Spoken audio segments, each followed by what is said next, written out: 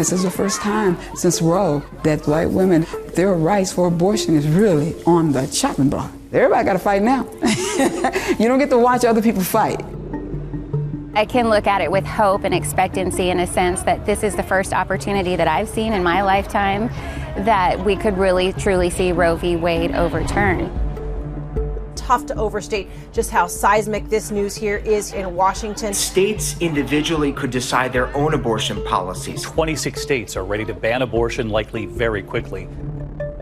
Given what we've been seeing in Texas, it's safe to say we're already living in a post-Roe world. The law, SB 8, the most restrictive abortion law in the nation, authorizes private citizens to sue anyone who helps a woman obtain abortion services. The reward, at least $10,000. I mean, common sense for a lot of folks is, okay, well, they're not going to help me in Texas. I'm going to go where they can.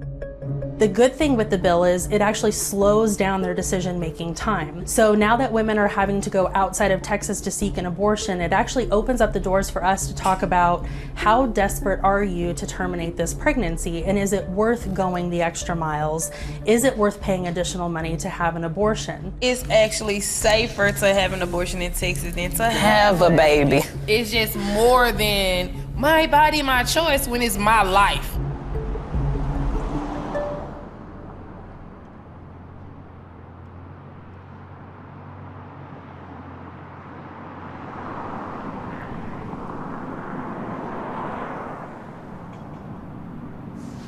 Okay, hello.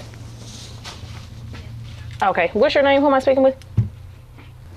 Okay, and what do you need an assistance with? I already have some children. I already have, I'm pregnant, I'm about 3 months pregnant, and I was just trying to see if you guys help me in like termination of the pregnancy.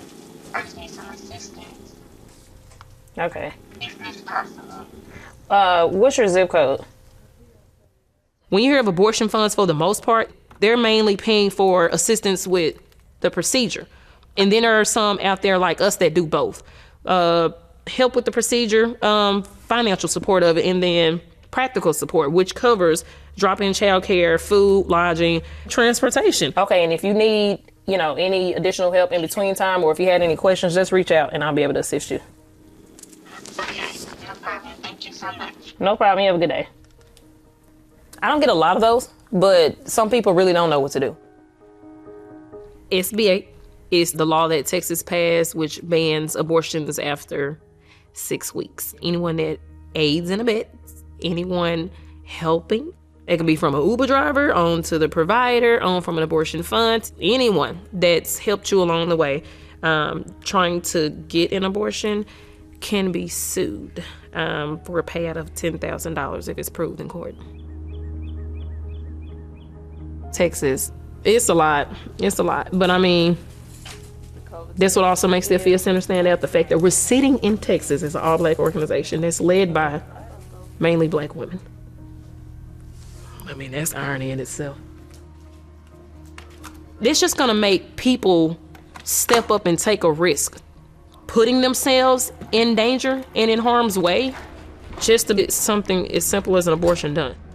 I've seen people go to California from Texas, Denver, like people are going really freaking far. You're looking at $2,000-$3,000 for folks to move around, go get an abortion and come back home. That's ridiculous. Have you tried to put in the email password, see if they work? I'm literally up all hours of the night, sometimes having to communicate with folks just to make sure that they have everything that they need. Hello. Someone just reached out. She is 5 weeks with twins. I responded. Honestly, I would have never seen myself doing this kind of work. It calls me. It's something about serving the folks. Like, I get it. I understand. I was 17 when I had my first abortion. Did not want to have that abortion. I just knew, like, coming from a faith-based community, we don't really speak about abortions like that. People associate that with shame. So it wasn't morally correct for me. And I felt a little forced to have to do it. We won't move that bed on this wall, because that's coming out. I made that decision to have her aborted. Was it the right decision? At that time, to me, it was, so that she could go ahead on and pursue and live her childhood without having to worry about a baby. The older she got, I didn't realize the mental effect that it would have on her. I think the anxiety of about, like, ooh, you're about to have an abortion. I didn't know what to expect, so I was afraid. I hyperventilated. Like, it was not a good experience for me. It was her body, it was her child.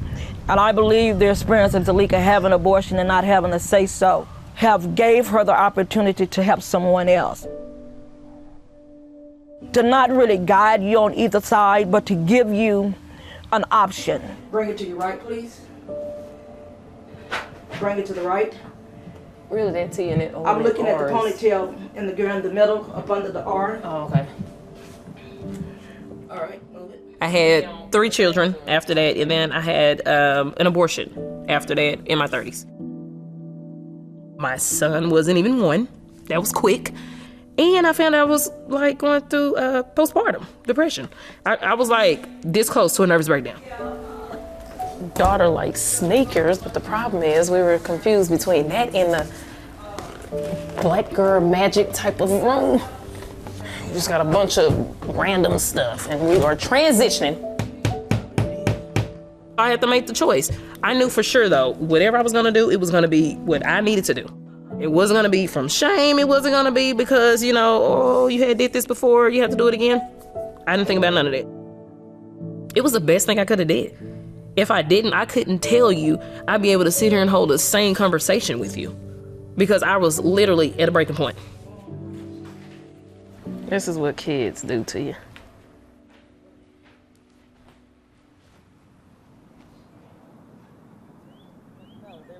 Criminalizing us for getting abortions because it's still criminally illegal to kill a child. So you are going to get penalized and criminalized. She getting both. We don't get the luxury of fighting single issue fights because we don't live single issue lives. And that's what reproductive justice is, and that is what this organization is. Because Sophia Center works from a reproductive justice framework, we don't have the privilege taking care of black women to just focus on abortion. We're taking care of people living with HIV/AIDS. We're working on policy, making sure folks have access to resources they're supposed to have access to. The reason why we are so important is because we are helping save black women's lives. Some people think like reproductive justice is only about abortion, but it's not just about abortion. It is the right to parent or not to parent your child. It is the right for you to be able to access abortions safely. It is your right to be able to raise your child in, free from state-sanctioned violence. That overall is what reproductive justice is, and that's the framework that we use when doing the work. When it comes to the abortion, we need them to treat the need right and not criminalize them for whatever they did. So like, I shouldn't have to go in and say I did a self-managed abortion. I should be able to go in because I'm bleeding excessively. Yeah. I want people to know that we are on the ground, like we are soldiers. We're on the ground doing this work. Folks' human rights is on the line right now. Mostly who you hear talk about abortion is black women and white men.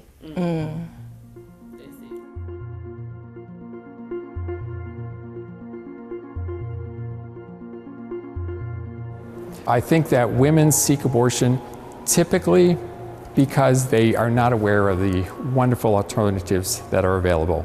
For those women who seek abortion out of state, in border states or beyond, it breaks my heart. It breaks all our hearts in the pro-life movement because Texas has such vast resources for women with unplanned pregnancies. No woman should think about going to a neighboring state to seek an abortion when we have so much to help her here in Texas.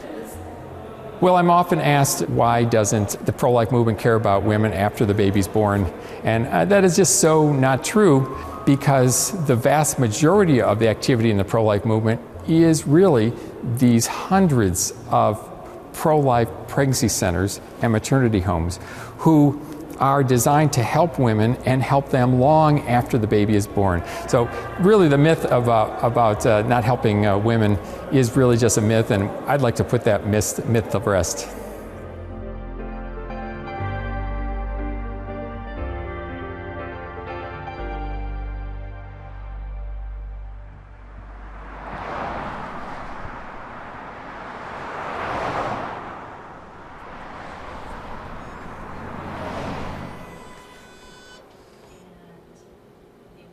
So my personal job is to just sit here and listen to her story, to his story, and walk with them wherever they might be, so that I can then walk with them and introduce them to their unborn child. There is never a case, ever, where I would ask a woman to seek an abortion, because life is the only option that I feel is what we're called to make. Again, it's not about converting somebody to not choose abortion. It's about meeting her where she is and helping her choose the right thing, which we all know is life.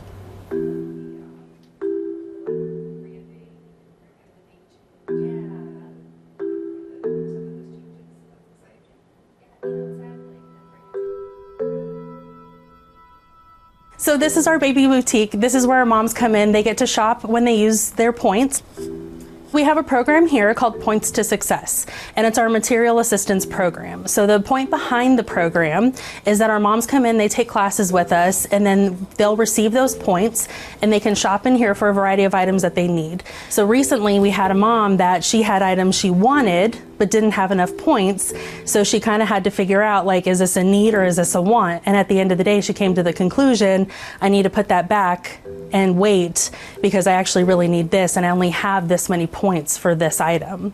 So there is a life skills component here. Hi, River.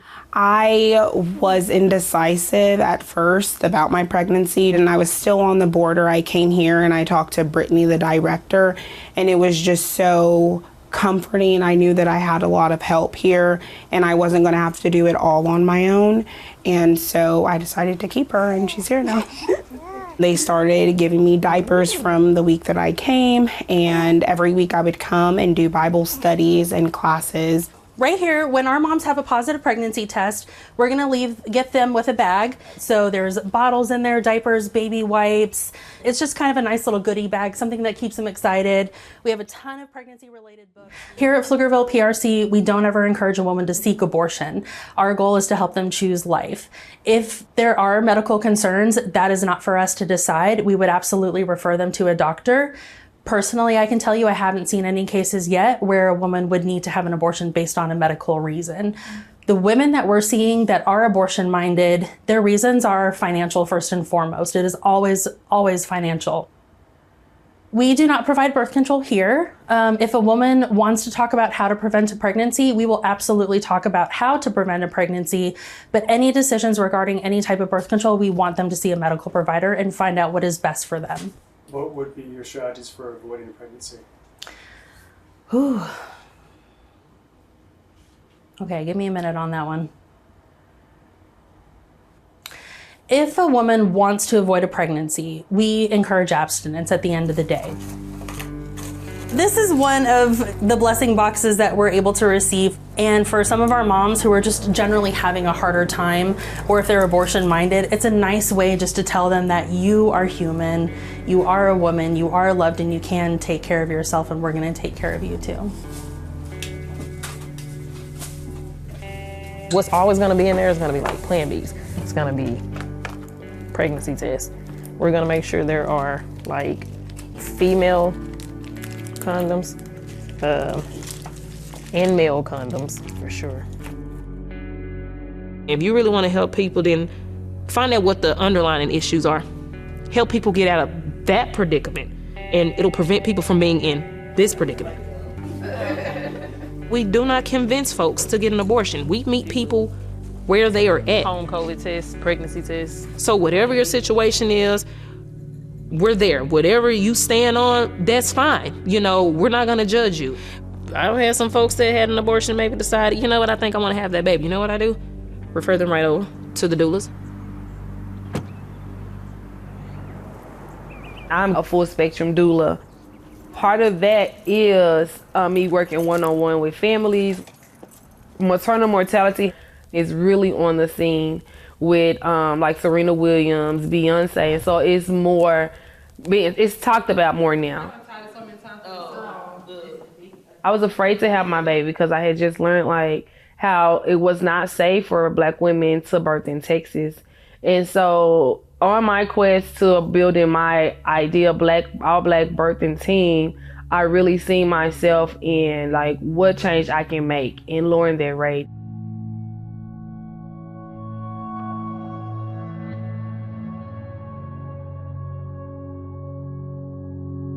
We work with different midwives where we're able to like scholarship women to make sure they're able to get a home birth.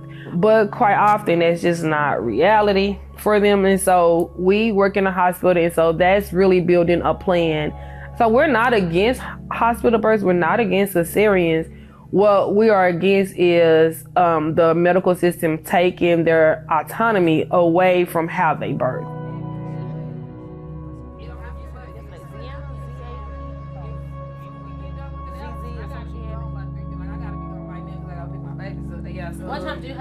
What keeps me going is because I want to see change.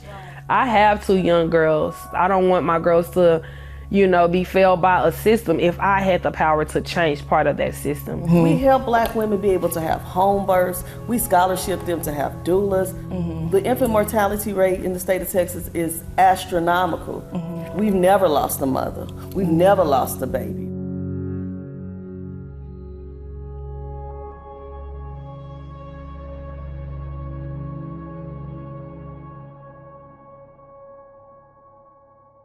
They want to criminalize us about having babies that they don't give a F about, because my same son that you'll make me have today, kill him in 18 9 years from now, and 15, 9 years from now, you'll kill him. Mm-hmm. You'll kill him.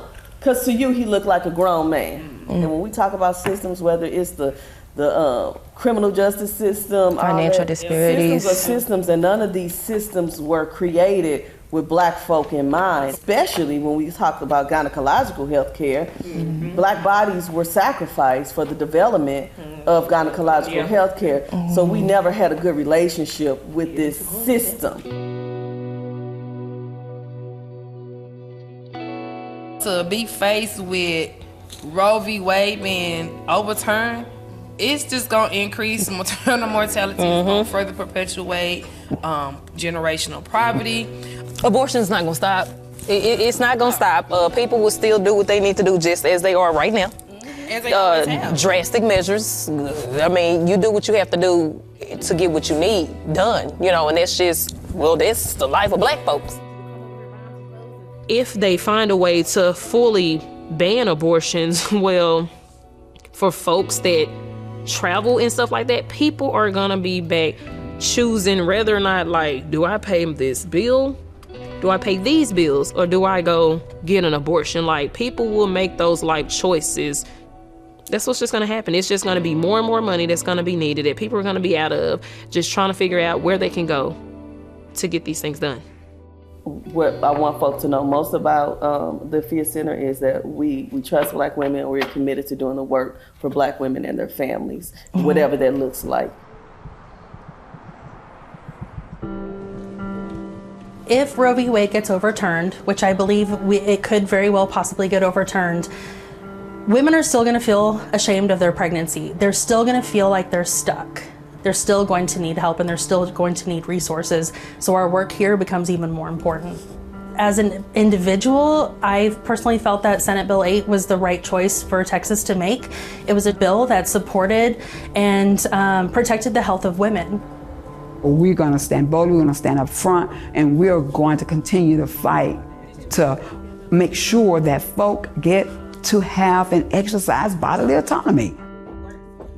We're just an organization out here trying to help the community however they best need, the help. So that's what we're going to do. That's what we're always going to do. And we're not going to stop.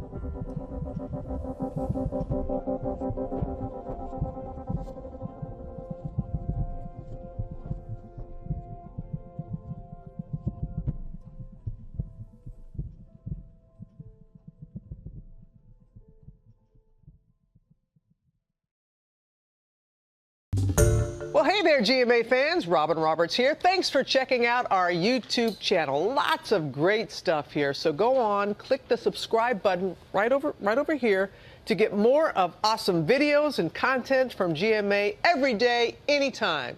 We thank you for watching, and we'll see you in the morning on GMA.